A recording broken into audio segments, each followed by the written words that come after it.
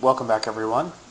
In this tutorial we're going to go over a couple of more quick hits before we get into some more fun drawing and editing commands. Let's talk about drawing limits and then setting up our drawing units, and then hopefully by the end of this tutorial we'll be able to get into command aliases or shortcut commands. Otherwise we'll have to do that in the next tutorial.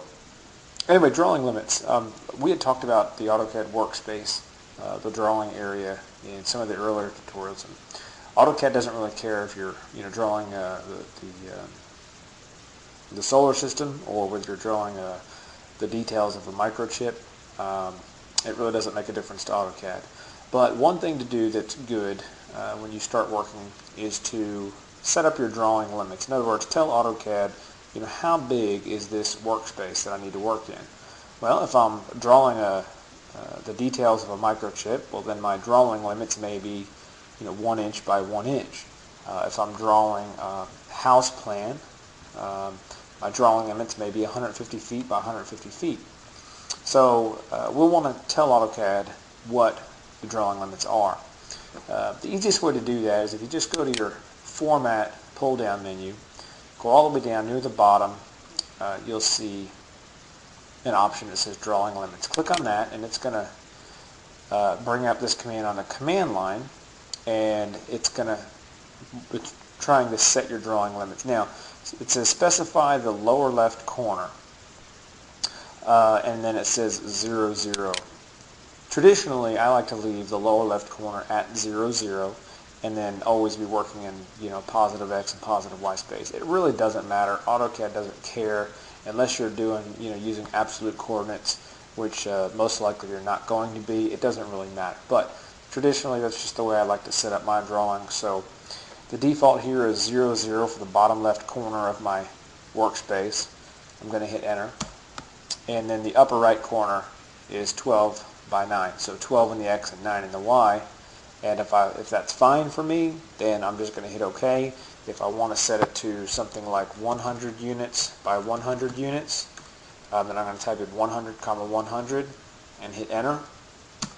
And there you go. Now, you don't really see anything, but if you were to turn on your grid, which we'll get into a little bit later, your grid will stop at those drawing limits. If you do a zoom all, which we're going to get into in the next couple of tutorials, some of our zoom commands, then it's going to zoom to the extents of those limits. So you don't really see anything here when you set your limits, but it is something that you're going to want to do. Now, something that is very important that you definitely will notice is when you set your drawing units. Now, if you're drawing a house plan, you might want to set your units to architectural. If you're drawing some sort of an engineering plan, you might want decimal, and there's surveyor units and things like that. So let's take a look at units. To set your units, you're going to go to your Format pull-down menu. You're going to go down towards the bottom. There's an option there that says Units. Click on Units. It's going to bring up a dialog box, your Drawing Units dialog box. Now, the length of your units, by default in the general AutoCAD drawing template file, is going to be set to decimal, and you probably noticed that when we typed in our units for our limits here just a minute ago. It was all in decimal. It was 12.0 and 9.0.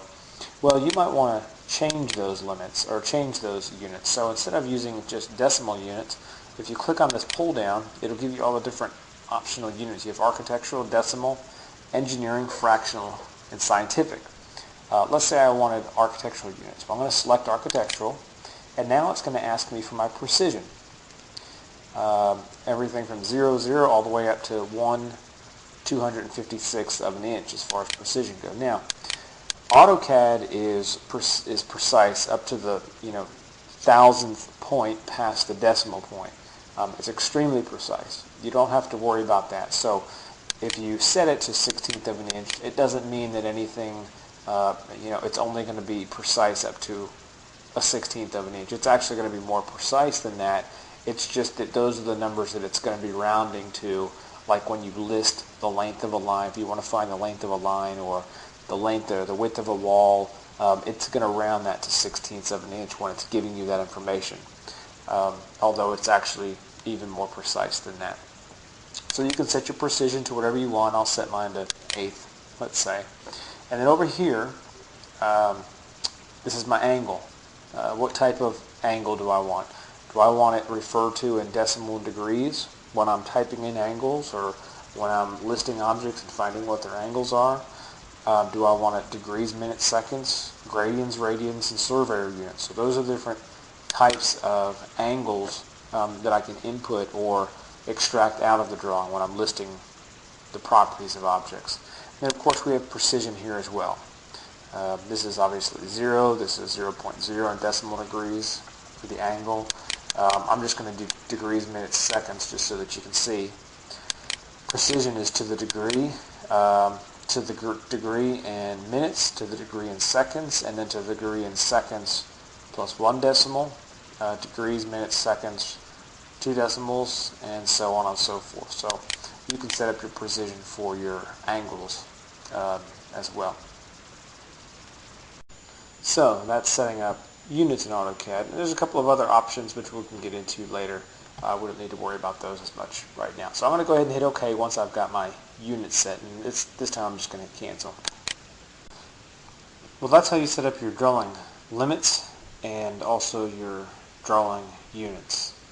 And that's it for this tutorial. In the next tutorial, I know this one was short, a couple of things we had to take care of there, but next tutorial we're going to go into command aliases and shortcut commands, which makes AutoCAD drawing quite a bit faster if you'll just take the time to learn them. So until next time, I appreciate you watching and I look forward to talking to you soon.